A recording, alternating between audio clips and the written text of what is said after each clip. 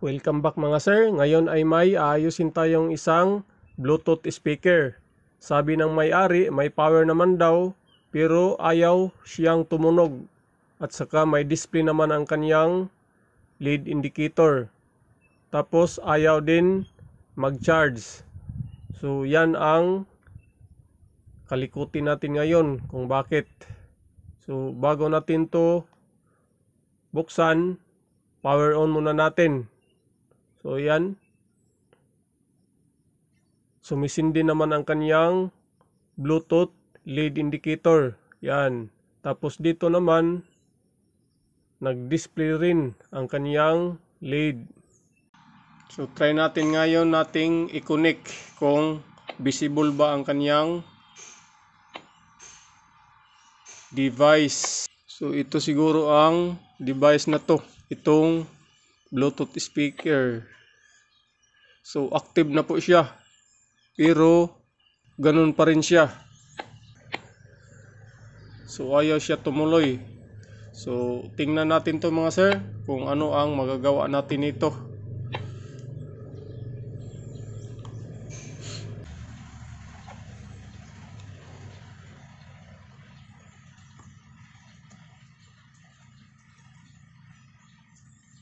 Dito lang pala ang kanyang bukasan.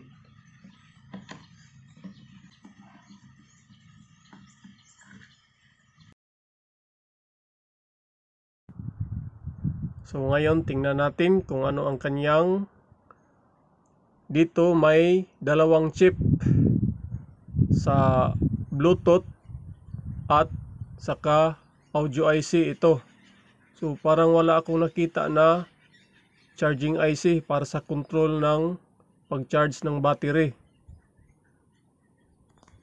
So try natin ngayong mag voltage check. Ground lang natin itong ating test rod at ang isa dito sa positive galing sa battery. So yan, meron naman po siyang voltahe na 3.9. So okay naman ang kanyang battery. So ito na mga sir, try kong sinaksakan ng charger pero ganun pa rin siya. Hindi naman po nag-iinit ang kanyang audio IC at saka itong sa Bluetooth. So trace natin to ulit mga sir kung ano ang solusyon nito. So ito po ang kanyang battery charger or linya papuntang battery na nandito sa loob. So try natin muna itong bunutin. Malakas naman ang kanyang battery, nasa 3.9 sa pag-tester natin kanina. Pero baka mataas lang ang kanyang voltahe, 3.9, pero mababa na ang ampere hour capacity. So isa din yan sa dahilan kung bakit ayaw tumuloy itong Bluetooth sa pagtunog. So ngayon ito, meron akong battery dito. Sukatan muna natin.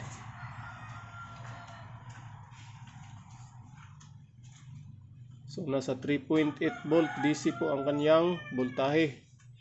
So okay pa to.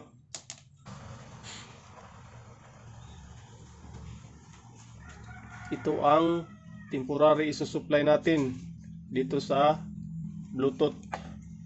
Kung tutuloy na ba siya sa pag-power on. So ito ang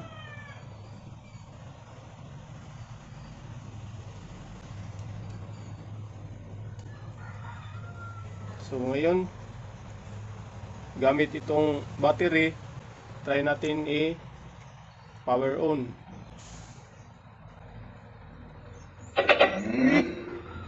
Yun. Nung pinalitan natin ng ibang battery, nag-okay siya. So try natin ngayong mag-connect sa cellphone. Or try natin siyang patunugin. So connected na pala. Try nating mag-play ng music. Ito.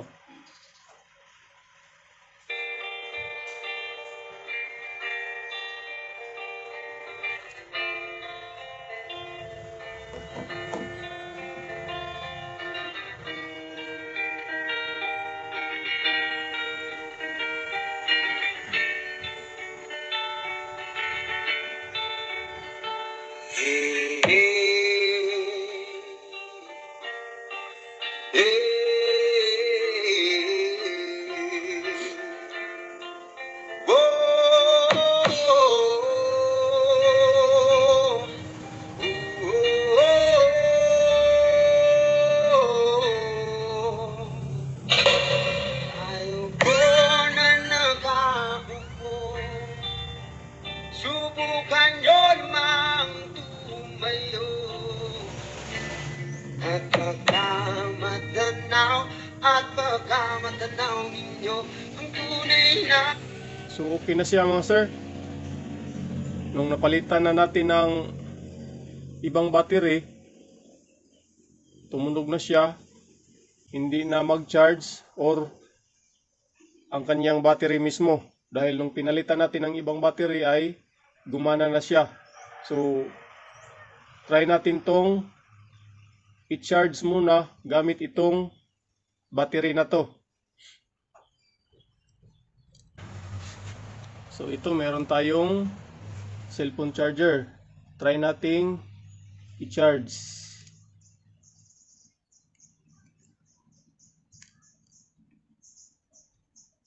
So wala po siyang LED indicator na charging po siya.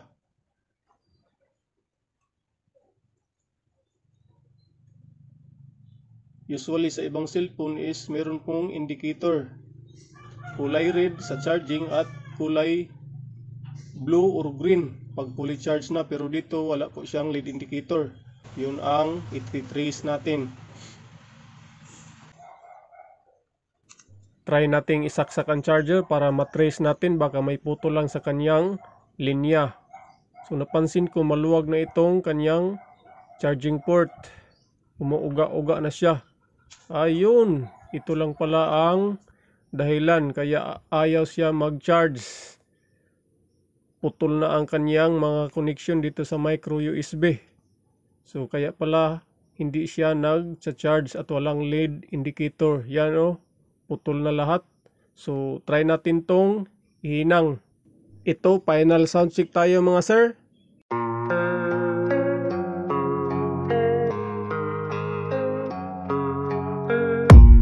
I don't really know what comes next. I'm just doing my best, even though I'm so stressed out. Everything just feels like a test that I fail, so depressed when I can't seem to get out. But something deep in... So okay na po siya mga sir. Nagpalit lang tayo ng bagong battery. Ang stock kasi na battery nito mga sir is substandard or hindi po original ang battery na nilagay nila nito, lalo na sa mga Bluetooth speaker na mumurahin lang. So pag bumaba na ang ampere hour capacity ng isang battery, hindi na niya kayang i-power up itong kanyang system. Yun ang nangyari nito. Tapos naghinang lang tayo sa kanyang micro USB charging port dahil nakalas na po ang kanyang mga hinang doon sa kanyang mainboard. So yun lang ang kadalasang sira nitong mga Bluetooth speaker mga sir. Charging port, battery, kanyang charging IC ayaw na mag-charge. So maraming salamat mga sir. This has been your 59 TV. Since Pasko ngayon, thank you. Ang babait ninyo. Thank you.